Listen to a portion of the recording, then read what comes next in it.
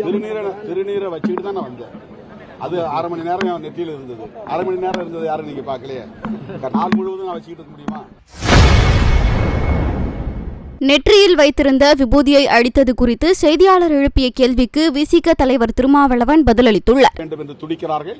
அதற்கு சில கட்சிகள் துணை போவதுதான் கவலை அளிக்கிறது. சார், நீதிமன்றம் நிறைய வழிகாட்டுகள் பண்ணியிருக்காங்க சார். அதன் அடிப்படையில் அவங்க நடத்த போறாங்க. நம்ம எது அந்த மாதிரி மகளிர் செல்லி அரசியல் கலக்கூடாதுன்னு சொல்லியிருக்காங்க. பெருந்தலைவர் நீங்களும் வந்து கலந்துக்கிறீங்க. மாநாடு எப்படி நடக்க வேண்டும் என்பது பற்றி உயர்நீதிமன்றம் வழிகாட்டுதல்கள் தந்திருக்கலாம். ஆனால் மாநாடு நடத்துவதற்கான நோக்கம் என்ன என்பதை பற்றி உயர்நீதிமன்றத்தில் விவாதிக்கப்படவில்லை, வாதம் செய்யப்படவில்லை.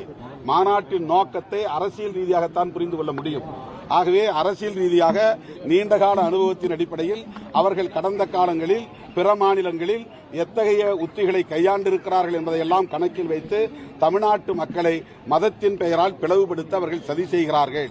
அதுதான் அவர்களின் நோக்கம் என்பதை நாங்கள் அம்பலப்படுத்துகிறோம். திருநீரை வச்சுக்கிட்டு தான் நான் வந்தேன். அது 1/2 மணி நேரம் என் நெத்தியில் இருந்தது. 1/2 மணி நேரம் இருந்தது யாரும் நீங்க பார்க்கலையே. நாள் முழுவதும் நான் வச்சுக்கிட்டு இருக்க முடியுமா? இந்த மாநாடு மட்டும் இல்ல, இன்னும் தொடர்ந்து ஆன்மீக மாநாடுகள் எலெக்ஷனுக்குள்ள நடத்துறதுக்கு திட்டமிட்டிருக்காங்க. இதை தமிழ்நாடு முதலமைச்சர் சரி இதெல்லாம் ஓரணியில திறந்து எப்படி எதிர்க்க அவருடைய நோக்கம் என்னங்கிறத நாங்கள் அப்பப்ப கூடி அம்பலப்படுத்துவோம். நாங்கள் எந்த வன்முறைக்கும் போக மாட்டோம்.